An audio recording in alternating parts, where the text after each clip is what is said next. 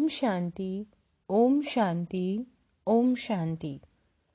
आज है 3 मार्च 2021, शिव बाबा की साकार मुरली। आज बाबा क्या कहते हैं? बाबा कहते हैं, मीठे बच्चे, तुम सच्चे सच्चे सत्य बाप से सत्य कथा सुनकर नर से नारायण बनते हो। तुम्हें 21 जन्म के लिए बेहद के बाप से वर्षा मिल जाता है। प्रश्न, बाप की किस आज्ञा की पालना करने वाले बच्चे ही पारस बुद्धि बनते हैं? उत्तर, बाप की आज्ञा है, देह के सब संबंधों को भूल बाप को और राजाई को याद करो। यही सदगति के लिए सदगुरु की श्रीमत है।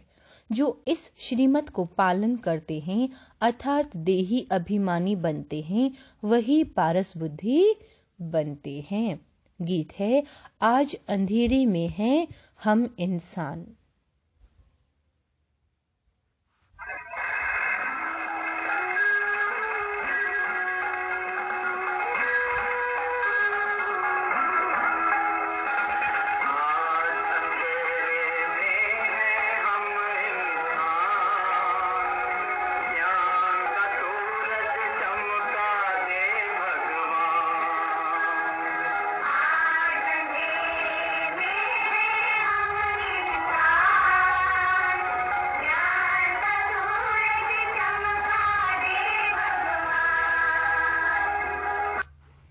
ओम शांति।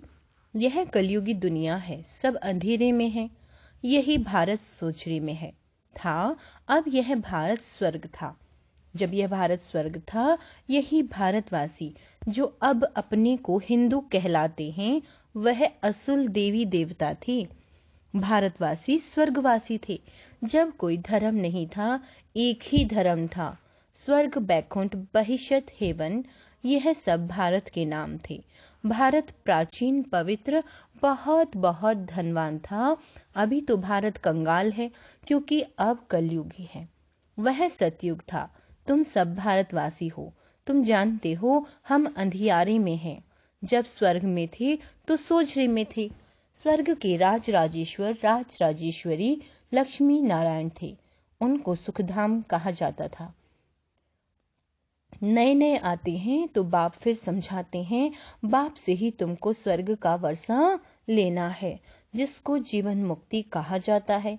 अभी सब जीवन बंद में है। खास भारत, आम दुनिया रावण की जेल, शोक वाटिका में है। ऐसे नहीं कि रावण सिर्फ लंका में था, राम भारत में था और उसने आकर सीता चुराई। यह सब दंत कथाएं हैं। भारत है मुख्य। सर्व शास्त्रों में शिरोमणि श्रीमद अर्थात भगवान की सुनाई हुई गीता। मनुष्य तो कोई की सदगति कर नहीं सकते। सतयुग में थे जीवन मुक्ति देवी देवताएं, जिन्होंने यह वर्षा कलयुग में अंत में पाया था। भारत को यह पता नहीं था, ना कोई शास्त्रों में थे। शास्त्र तो सब हैं भक्ति मार्ग के लिए, वह सब भक्ति मार्ग का ज्ञान है। सदगति मार्ग का ज्ञान मनुष्य मात्र में है नहीं। बाप कहते हैं कि मनुष्य मनुष्य के गुरु बन नहीं सकते, गुरु कोई सदगति दे नहीं सकते। वह गुरु कहेंगे भक्ति कहो, दान पुण्य करो। भक्ति द्वापर से चली आई है। सतयुग त्रेता में ज्ञान की प्रारब्ध ऐसे नहीं, वहां यह ज्ञान चला आता है। यह जो वर्षा भारत को था, वह बाप से संगम पर ही मिला था, जो फिर अभी तुमको मिल रहा है।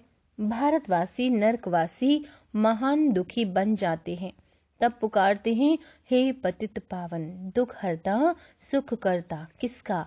सर्व का, क्योंकि खास भारत दुनिया आम में 5 विकार हैं ही। बाप है पतित पावन। बाप कहते हैं, मैं कल्प कल्प कल्प के संगम पर आता हूँ और सर्व का सदगति दाता बनता हूँ। अबलाओं, अहिल्याओं, गणिकाओं और गुरु लोग, जो उनका भी उद्धार मुझे करना है, क्योंकि वह तो है ही पतित दुनिया। पावन दुनिया सतयुग को कहा जाता है। भारत में इन लक्ष्मी नारायण का राज्य था। यह भारतवासी नहीं जानते कि यह स्वर्ग के मालिक थे। पतित खंड, बाबा कहते हैं, पतित खंड माना झूठ खंड, पावन खंड माना सच खंड। भारत पावन खंड था। इन लक्ष्मी नारायण की सूर्यवंशी डिनेस्टी थी। यह भारत है अविनाशी खंड, जो कभी विनाश नहीं होता। जब इनका राज्य था तो और कोई खंड था नहीं, वह सब बाद में आते हैं। शास्त्रों में सबसे बड़ी भूल तो यह की है जो कल्प को लाखों वर्ष का लिख दिया है। बाप कहते हैं ना तो कल्प लाखों वर्ष का होता है, ना सतयुग लाखों वर्ष का होता है। कल्प की आयु 5000 वर्ष है। यह फिर कह देते हैं कि मनुष्य 84 लाख जन्म लेते हैं। मनुष्य को कुत्ता बिल्ली आदि बना दिया है, परंतु उनका जन्म अलग है। 84 लाख वैरायटी, मनुष्यों की वैरायटी एक है, उनके ही 84 जन्म हैं। बाप कहते हैं बच्चे, तुम आदि सनातन देवी देवता धर्म के थे। भारतवासी अपने धर्म को ड्रामा प्लान अनुसार भूल गए हैं। कलयुगी अंत में बिल्कुल पतित बने हैं। फिर बाप आकर संगम पर पावन बनाते हैं।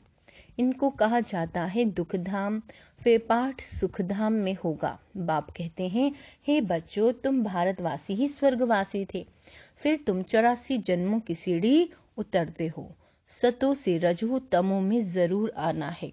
तुम देवताओं जितना धनवान, एवर हैप्पी, एवर हेल्दी कोई नहीं होता। भारत कितना साहूकार था। हीरे जवाहरात तो बड़े बड़े पत्थरों मिसल थे, कितने तो टूट गए हैं। बाप तुम बच्चों को स्मृति दिलाते हैं कि तुमको कितना साहूकार बनाया था। तुम सर्वगुण संपन्न, 16 कला संपूर्ण थे तथा राजा रानी। इसी को भगवान भगवती भी कह सकते हैं, परंतु बाप ने समझाया है कि भगवान एक है, वह बाप है। सिर्फ ईश्वर व प्रभु कहने से भी याद नहीं आता कि वो सभी आत्माओं का बाप है। यह तो है बेहद का बाप। वह समझाते हैं कि भारतवासी तुम जयंती मनाते हो, परंतु असल में बाप कब आए थे यह कोई भी नहीं जानते। है ही आयरन एज्ड। पत्थर बुद्धि पारस बुद्धि थे। इस समय पत्थर नाथ है, नाथ भी नहीं कहेंगे क्योंकि राजा रानी तो है नहीं। पहले यहाँ दैवी राजस्थान था, फिर असुरी राज्य बन जाता है। यह खेल है, वह है हद का ड्रामा, यह है बेहद का ड्रामा। वर्ल्ड की हिस्ट्री, ज्योग्राफी आदि से अंत तक तुम सभी जानते हो और कोई भी नहीं जानते। भारत में जब देवी देवता थे तो सारी सृष्टि के मालिक थे, भारत में ही थे। भारतवासियों को स्मृति दिलाते हैं सतयुग में आदि सनातन देवी देवता, इन्हों का श्रेष्ठ धर्म श्रेष्ठ कर्म था। फिर 84 जन्मों में उतरना पड़े।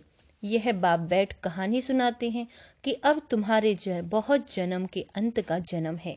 एक की बात नहीं है, न युद्ध का मैदान आदि ही है। भारतवासी यह भी भूल गए हैं कि इन्हों का लक्ष्मी नारायण का राज्य था। सतयुग की आयु लंबी करने से बहुत दूर ले गए। बाप समझाते हैं कि मनुष्य को भगवान नहीं कह सकते, मनुष्य मनुष्यों की सदगति नहीं कर सकते। कहावत है कि सर्व का सदगति दाता, पतितों को पावन करता एक है। यह है छूटखंड, सच्चा बाबा सचखंड स्थापन करने वाला है। भक्त पूजा करते हैं, परंतु भक्ति मार्ग में जिसकी भी पूजा करते हैं एक की भी बायोग्राफी नहीं जानते। शिव जयंती तो मनाते हैं। बाप है ही नई दुनिया का रचयिता, हेवनली गॉड फादर, बेहद का सुख देने वाला। सतयुग में सुख था, वह कैसे और किसने स्थापन किया? नरकवासियों को स्वर्गवासी बनाया, भ्रष्टाचारियों को श्रेष्ठाचारी देवता बनाया। यह तो बाप का ही काम है। तुम बच्चों का पावन बनाता हूँ, तुम स्वर्ग के मालिक बनते हो, फिर तुमको पतित कौन बनाते हैं? यह रावण मनुष्य कह देते हैं सुख दुख ईश्वर देते हैं। बाप कहते मैं तो सबको सुख देता हूँ। आधा कलप फिर तुम बाप का सिमरन नहीं करेंगे। फिर जब रावण राज्य होता है तो सबकी पूजा करने लग पड़ते हैं। यह तुम्हारा बहुत जन्मों के अंत का जन्म है। कहते हैं बाबा हमने कितने जन्म लिए? बाप कहते बच्चे तुम अपने जन्मों के नहीं जानते हो, तुमने पूरे 84 जन्म लिए हैं। तुम 84 जन्म लिए बेहद के बाप से वर्षा लेने आए हो। अर्थात सच्ची सच्ची सत्य बाबा से सत्य कथा न से नारायण बनने का ज्ञान सुनते हो। यह है ज्ञान, वह है भक्ति, यह स्पिरिचुअल नॉलेज सुप्रीम रूह आकर देते हैं। बच्चों को देही अभिमानी बनना पड़े, अपने को आत्मा निश्चय कर मामकम याद करो। शिव बाबा तो सभी आत्माओं का बाप है। आत्माएं सब परम धाम से पाठ बजाने आती हैं शरीर में। इसको कहा जाता है कर्म क्षेत्र। बड़ा भारी खेल है। आत्मा में बुरे और अच्छे संस्कार रहते हैं, जिस अनुसार ही मनुष्य को जन्म मिलता है, अच्छा व बुरा। यह जो पावन था अभी पतित है तत्व। तुम मुझ बाप को इस पराये रावण की दुनिया पतित शरीर में आना पड़ता है। आना भी उसमें है जो पहले नंबर में जाना है। सूर्यवंशी ही पूरे 84 जन्म लेते हैं। यह है ब्रह्मा और ब्राह्मण। बाप समझाते हैं रोज, लेकिन पत्थर बुद्धि को पारस बुद्धि बनाना मासी का घर नहीं है।